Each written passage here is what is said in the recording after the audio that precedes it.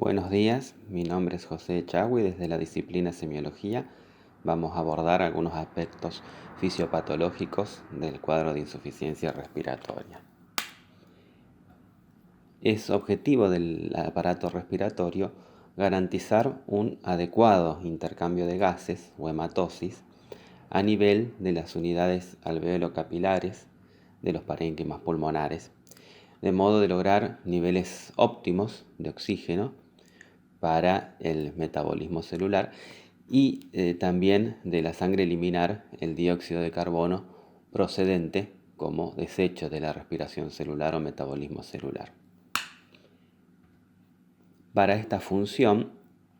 es necesario que funcione con normalidad la caja respiratoria en el aspecto de su adecuada ventilación o mecanismo de fuelle, de lograr la llegada de aire a través de las vías respiratorias hasta el parénquima pulmonar, y a nivel del parénquima pulmonar una adecuada ventilación de los espacios alveolares. También es necesario que se dé una normal difusión entre el alvéolo y los capilares, tanto del oxígeno como del dióxido de carbono en sentido opuesto, y desde el punto de vista vascular, que estos lechos pulmonares estén adecuadamente perfundidos. ¿Qué factores van a tener que ver finalmente con la concentración de oxígeno y dióxido de carbono en la sangre? Factores intrapulmonares, la relación entre la adecuada ventilación del parénquima y la perfusión de las unidades alveolo-pulmonares, la presencia anormal de un cortocircuito intrapulmonar o pulmonar o shunt, en la cual haya áreas que estén perfundidas pero no ventiladas, y la alteración en la difusión alveolo-capilar de oxígeno también es un factor intrapulmonar que puede regular los niveles de oxígeno y dióxido de carbono. Y como factores extrapulmonares van a tener que ver en la concentración o presión de oxígeno en el aire inspirado, la adecuada mecánica ventilatoria, el gasto cardíaco, el consumo en los tejidos periféricos de oxígeno, los niveles de hemoglobina, de temperatura corporal y del estado ácido-base. Entonces, definimos insuficiencia respiratoria como el conjunto de signos y síntomas que devienen en un estado o situación en el cual los valores en sangre arterial de oxígeno están bajos y o los de dióxido de carbono elevados. La concentración en sangre arterial de oxígeno la vamos a nombrar como presión arterial de oxígeno o PO2, y la concentración de dióxido de carbono como presión arterial de dióxido de carbono o PCO2. Valores bajos de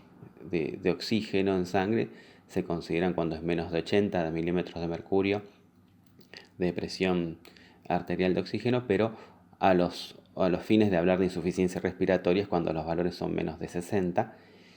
y niveles elevados de PCO2 es cuando los valores son más de 50 milímetros de mercurio. Esto es excluyendo presencia de comunicaciones intracardíacas de derecha a izquierda que van a alterar los gases en sangre sin que sean por una patología respiratoria, o el estado de alcalosis metabólica, y midiéndolos en una situación de área ambiente adecuado, en reposo y al nivel del mar. Los mecanismos, o sea, de qué forma se alteran los gases en sangre en la insuficiencia respiratoria. Tanto la hipoxemia como la hipercapnia pueden deberse a situaciones de menor ventilación alveolar o hipoventilación alveolar. Otro mecanismo puede ser los desequilibrios en la relación entre ventilación y perfusión de áreas del parénquima pulmonar. Este mecanismo también opera tanto para producir hipoxemia como hipercapnia. Y como causa de hipoxemia, más bien, la presencia de cortocircuitos, que son alteraciones extremas de la relación ventilación-perfusión, o la limitación en la difusión alveolo-capilar de oxígeno. También como causa de hipoxemia, pero no por patología respiratoria, está la disminución de la PO2 en el aire inspirado en grandes alturas, en diversas situaciones de asfixias. Veremos entonces estos mecanismos un poco más en detalle. En la hipoventilación alveolar se da una alteración de la función de fuelle de la caja torácica, ya sea por problemas a nivel de la musculatura de la caja torácica, de la propia pared, a nivel del estímulo del sistema nervioso central. Así como hay menor ventilación, menor llegada de oxígeno a los espacios alveolares y hipoxemia, también hay menor lavado del dióxido de carbono y este mecanismo se va a acompañar, además de hipoxemia, con hipercapnia. Si uno administra oxígeno, esa hipoxemia corrige con más facilidad, ya que la difusión está conservada y el resto del mecanismo de intercambio es adecuado,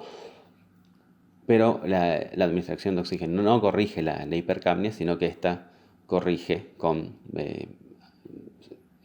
formas de ventilación mecánica para mejorar esa función de fuelle y de ventilación.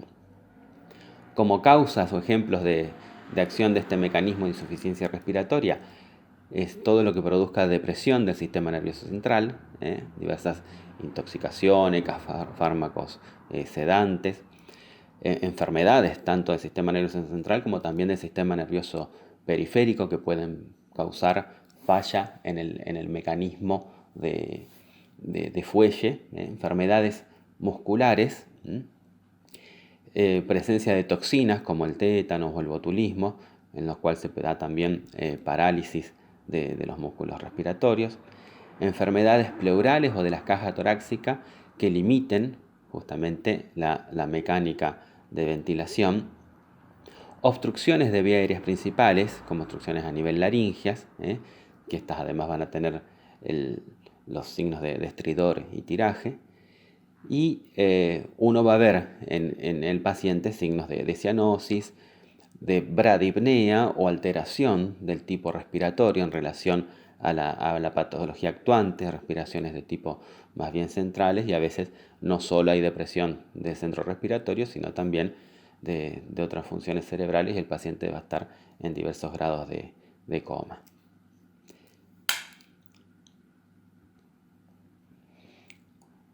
Otro mecanismo causante de insuficiencia respiratoria es la limitación de la difusión alveolo-capilar de oxígeno. En algunos trastornos que se dan a nivel intersticial en los parénquimas pulmonares, como por ejemplo en las fibrosis pulmonares, en las linfangitis carcinomatosas, en diversas intersticiopatías, va a haber alteración justamente a este nivel en la difusión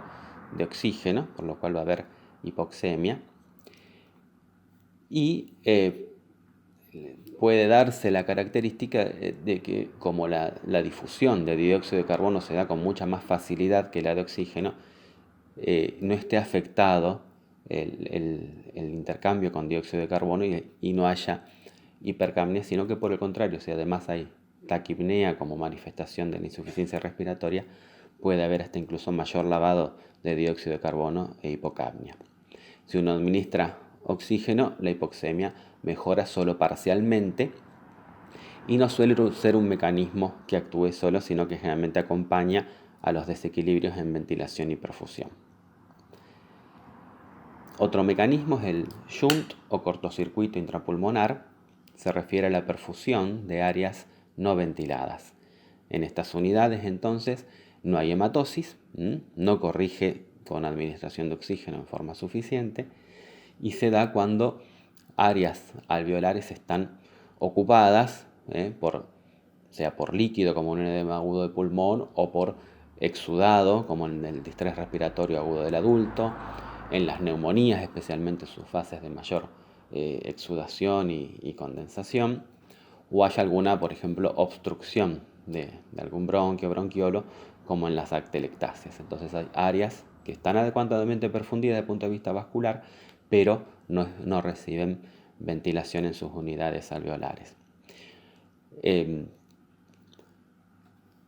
Y el cuarto mecanismo, que es el principal mecanismo de hipoxemia, son los desequilibrios en la relación ventilación-perfusión. La relación normal entre ventilación y perfusión de los pulmones es de 0,8 a 1.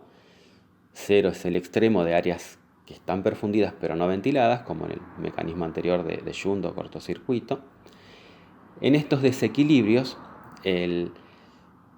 uno administra oxígeno, la hipoxemia puede corregir parcialmente y puede acompañarse de hipercapnia. Se dan cuando hay enfermedades pulmonares crónicas, EPOC con sus reagudizaciones especialmente, en el asma bronquial, una patología que en sus crisis tiene episodios obstructivos, por lo tanto con menos ventilación de áreas perfundidas, y en diversas neumonías. Puede haber desequilibrios en el otro extremo de la relación ventilación-perfusión de áreas ventiladas, pero no perfundidas, como se dan en las afectaciones vasculares, como puede ser un tromboembolismo de pulmón. Estos 4 mecanismos de hipoxemia pueden darse en distintas etiologías y pueden darse combinados entre sí para terminar produciendo el síndrome de insuficiencia respiratoria. El cuadro clínico con el que se presentará el paciente va a depender de la enfermedad de base que esté provocando las alteraciones respiratorias, ya sea trastornos de las vías aéreas, del parénquima pulmonar, afecciones de la vasculatura pulmonar, de la pleura y la pared torácica o enfermedades neuromusculares. También no solo la presencia de estas alteraciones, sino en qué pacientes se están dando. Ahí interesan los antecedentes personales del paciente,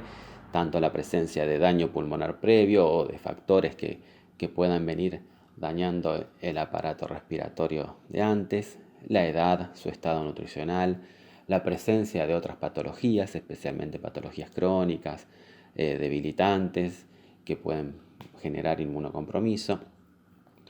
El cuadro clínico también va a depender si es un cuadro agudo o crónico.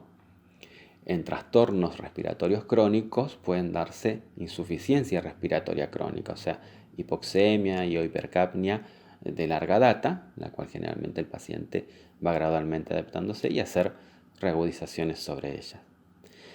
Y dentro incluso de los cuadros agudos también va a variar la presentación si es de instalación súbita, de un momento a otro, o de una instalación dentro del agudo relativamente progresiva. Y los signos y síntomas, además de la patología de base, van a depender también de la presencia de hipoxemia, hipercapnia o de ambas. Los signos y síntomas de hipoxemia en la forma aguda son incoordinación,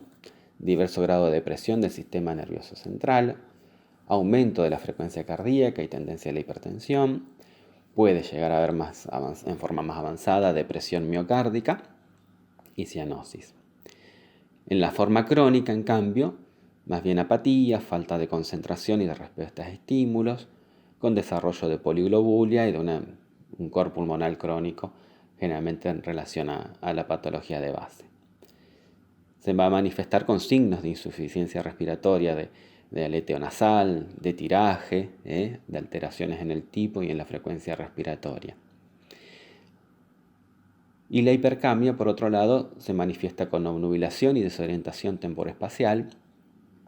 con somnolencia y diversos grados de deterioro del sensorio, pudiendo llegar al coma, con taquicardia, y si en cambio es de instalación crónica suele ser más tolerada, pero puede dar cefalea, rubicundez, temblor aleteante, sudoración en cabeza y tórax. Las hipercapnias crónicas pueden encontrarse en pacientes generalmente con EPOC o trastornos respiratorios de larga data. ¿Qué va a aportar la semiología para la evaluación de este síndrome? Desde el punto de vista de la historia clínica, es fundamental la anamnesis, en la cual investigar sobre el cuadro clínico, sus síntomas, la cronología de aparición de los signos y síntomas, los antecedentes del paciente, sus antecedentes patológicos, además de la enfermedad actual, medicación recibida por el paciente, y en el examen físico concentrarnos en los signos vitales, la alteración de los mismos, signos respiratorios y torácicos específicamente, tanto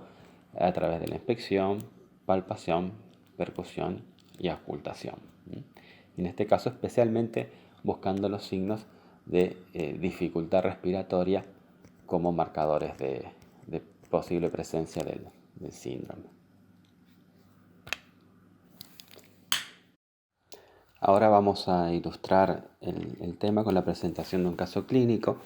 Se trata de Nelly, una mujer de 70 años que consulta en sala de urgencias por disnea de 48 horas de evolución que progresó a hacerse de reposo el día de hoy.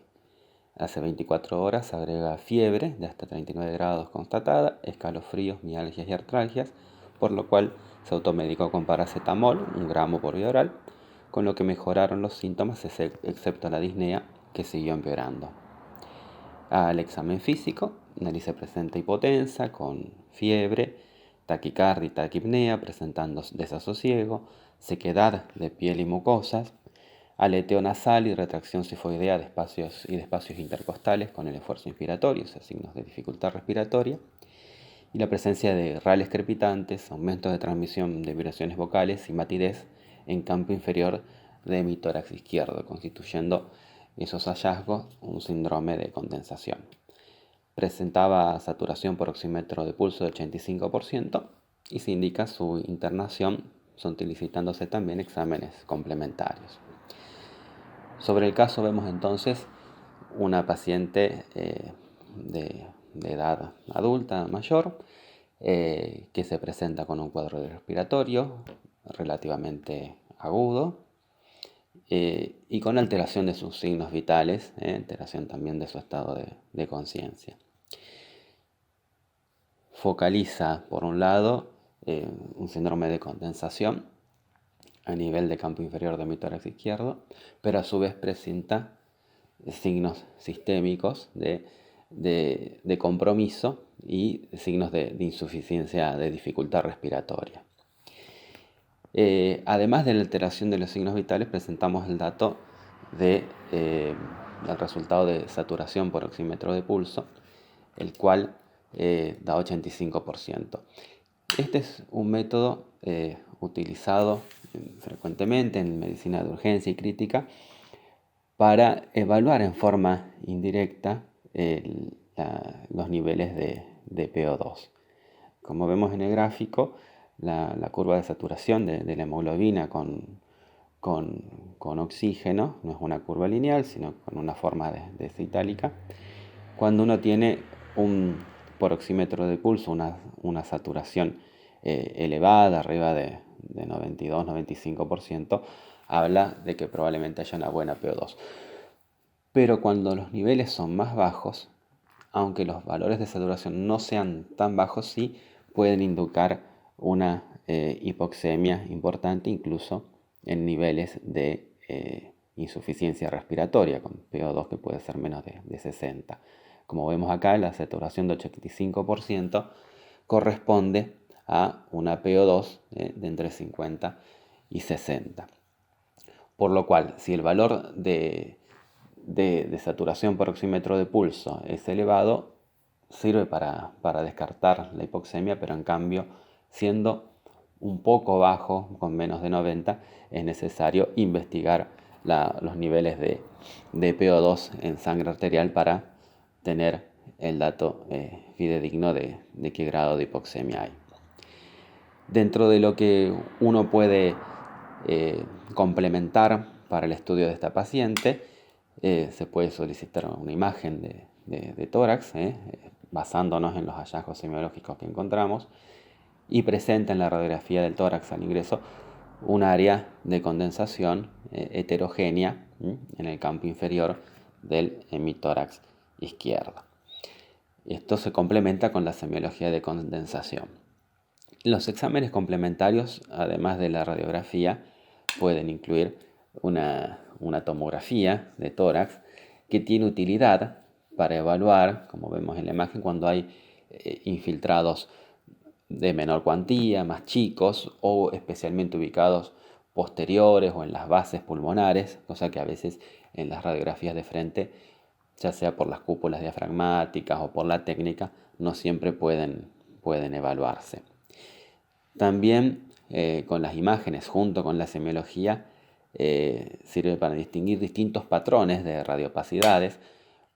distinguir por ejemplo que es una condensación de un derrame pleural. En el derrame pleural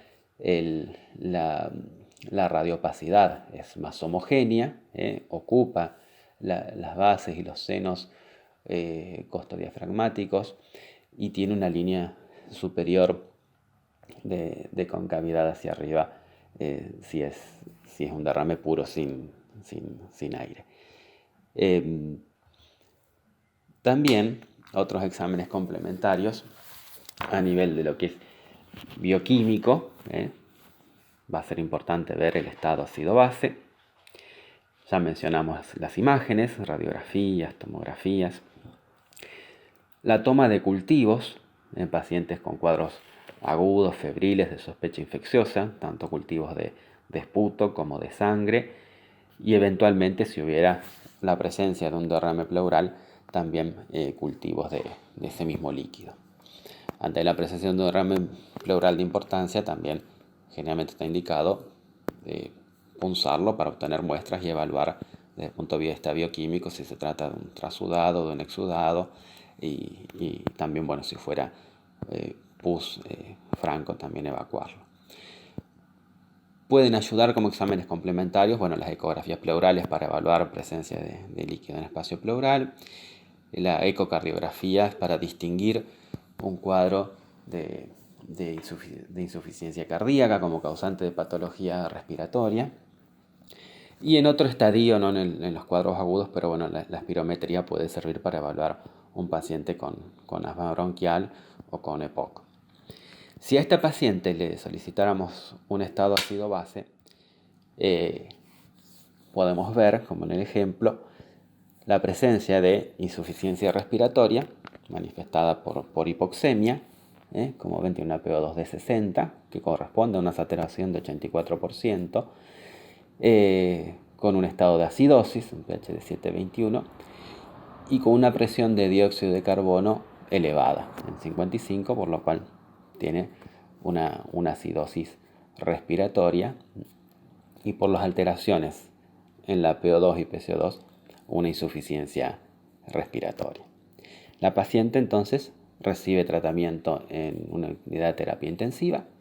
tanto por su insuficiencia respiratoria como por su estado de hipotensión y del sensorio, con líquidos endovenosos y sostén presor. En los cuadros sépticos muchas veces con la hidratación no es suficiente para normalizar la presión arterial, por lo cual pueden requerir sostén con drogas vasoactivas, como noradrenalina, etc., para mantener una mejor presión de perfusión. Ventilación mecánica y antibióticos de amplio espectro. En este caso, las consideraciones, al presentar un cuadro con insuficiencia respiratoria motivado por un cuadro séptico con un síndrome de condensación, la consideración es que pueda presentar una neumonía adquirida en la comunidad, para lo cual justamente las consideraciones de tratamiento, sea en internación, ambulatorio, en cuidados críticos, tiene que ver con escalas o criterios de severidad, de las cuales hay varias. Acá hay un ejemplo. La presencia de antecedentes o comorbilidades, enfermedades previas que puedan generar inmunocompromiso, y la presentación clínica. En este caso, una presentación clínica con compromiso del estado general, con insuficiencia respiratoria, por supuesto que amerita internación e incluso tratamiento en cuidados intensivos. Pero también en las escalas, como vemos acá en la clasificación de PORT, que es un ejemplo, en base a la edad, así es hombre o mujer, así es residente de un hogar de ancianos, a comorbilidades, si tiene una neoplasia, hepatopatías, insuficiencias cardíacas congestiva, enfermedad cardiovascular, enfermedad renal crónica. Todos esos son situaciones que suman puntaje para la característica de que es una persona de más riesgo o gravedad. O sea, se refiere a que esta patología en estos pacientes puede tener mayor mortalidad. Y datos del examen físico, que más allá de los factores demográficos o de comorbilidades, puedan también agregar información para considerar de gravedad y más mortalidad a la situación cuando el estado mental está alterado, cuando la taquipnea es mayor de 30 ciclos por minuto, cuando hay hipotensión, cuando hay temperaturas extremas de hipotermia o hipertermia más de 40 grados, y la presencia de taquicardia, o datos de laboratorio con acidosis, hipoxemia, hiponatremia, hiperglucemia, disminución del hematocrito. Todos esos son características de mayor gravedad. Cuando la enfermedad es de gravedad y uno sospecha, como en este caso, una neumonía adquirida en la comunidad, generalmente se indica, además del tratamiento específico de la insuficiencia respiratoria, tratamiento antibiótico para la patología de base, que de inicio es empírico, o sea, es cubrir con antibióticos la posibilidad de gérmenes causantes de una neumonía adquirida en la comunidad, y para eso se va a tener en cuenta la epidemiología del lugar, de la situación. Por eso a veces, la presencia de que una persona que reside en un hogar de ancianos tiene una epidemiología un poco distinta del resto de la comunidad, la de factores de riesgo, el patrón radiográfico, o sea, una patología bilateral, una patología lobar, y eventualmente ese tratamiento después uno lo puede cambiar o adecuar en base al resultado de cultivos, de sangre especialmente, o de esputo de otras muestras, pero esos cultivos no van a estar disponibles al momento de decidir el tratamiento inicial, por lo cual en forma inicial es en base al empirismo y a la localidad, al grupo de pacientes que uno está tratando. Otras consideraciones ante una evolución desfavorable, en este caso, es que esta patología se pueda complicar a nivel sistémico. La paciente se presenta de entrada hipotensa. Para evaluar la presencia de shock, hacemos los cálculos de presión arterial media, ver si tiene una presión arterial media suficiente para lograr una buena perfusión sistémica, especialmente renal y cerebral. Si no lo hubiera, cuando es menos de 60, estamos hablando de shock generalmente, y el shock se manifiesta entonces por encefalopatía, alteración de la conciencia y disminución del ritmo diurético junto con la hipotensión. A veces, cuando es causado por deshidratación, por los estados febriles, con solo una hidratación vigorosa puede normalizarse, pero cuando es de causa séptica, generalmente es resistente a estas medidas y puede requerir tratamiento con drogas vasopresoras. Además, esta paciente, por el grado de insuficiencia respiratoria, requiere administración de oxígeno y de asistencia respiratoria mecánica. En sus variantes pueden ser no invasiva o con intubación y respirador en forma invasiva. Y las complicaciones que pueden surgir es que este shock se vuelva refractario, como en los casos de un shock séptico, o puede agregar, además de la falla respiratoria, agregar el daño o falla de otros sistemas u órganos. La encefalopatía por un lado, la falla renal, eventualmente falla hasta hepática, cardíaca, etc. Otra complicación es que esta patología, que inicialmente es una patología, una neumonía lobar con insuficiencia respiratoria, pueda progresar a un cuadro más grave que de dificultad respiratoria con patología bilateral y difusa, que son los cuadros de distrés respiratorio agudo del adulto. Estas complicaciones que se dan de mala evaluación a nivel sistémico, como por ejemplo el agregado a un distrés respiratorio, puede darse no solo por causas pulmonares, que además de lo que puede ser una neumonía aguda de pulmón, puede darse en otras patologías pulmonares, pueden evolucionar a distrés, sino también en causas sistémicas importantes como grandes politraumatismos, sepsis de otros orígenes, las pancreatitis severas, cuadros de coagulación intravascular diseminada, de grandes quemados, de traumatismos craneales, bueno, evolucionar a un compromiso respiratorio difuso bilateral por activación de cascadas inflamatorias sistémicas con, en este caso, su ubicación pulmonar, como en el cuadro de distrés respiratorio agudo del adulto. El síndrome de distrés respiratorio agudo del adulto es una respuesta inflamatoria con destrucción y exudación importante a nivel alveolar, con formación de membranas hialinas y colapso alveolar, que presentan con un gran empeoramiento o agravamiento de la hipoxemia marcado. Es de inicio abrupto, o sea, sobre una persona que ya tiene una patología, como dijimos, respiratoria o sistémica previa, agrega en forma brusca un deterioro de su hipoxemia, y agrega en lo que es imágenes y semiología compromiso bilateral con nuevos infiltrados en imágenes bilaterales y difusos, con ausencia de falla cardíaca izquierda, o sea, para diferenciar de un edema agudo de pulmón, como diagnóstico diferencial, como dijimos. Y en estos casos, además, la hipoxemia cae bastante y hay poca mejoría o poca respuesta a la administración de oxígeno. Si uno calcula la relación entre la presión arterial de oxígeno y la fracción inspirada de oxígeno, que uno la denomina FiO2, ese resultado da menos de 200. Entonces, fisiopatológicamente lo que está ocurriendo es eso. A nivel alveolar, los lechos alveolares se inundan de exudación inflamatoria, de membranas, se colapsan, y a nivel de imágenes, como vemos,